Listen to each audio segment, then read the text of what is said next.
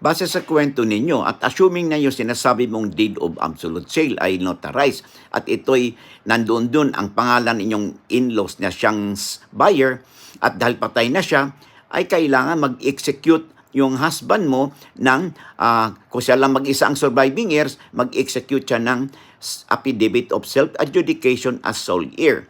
Then, bayaran po ninyo yung kaakibat na estate tax. Okay? At kung hindi pa bayad yung capital gains tax, ay bayaran din plus yung documentary stamp tax. At kailangan din magkaroon kayo ng publication sa newspaper of general circulation upang sa ganon, bigyan kayo ng BIR ng ICAR.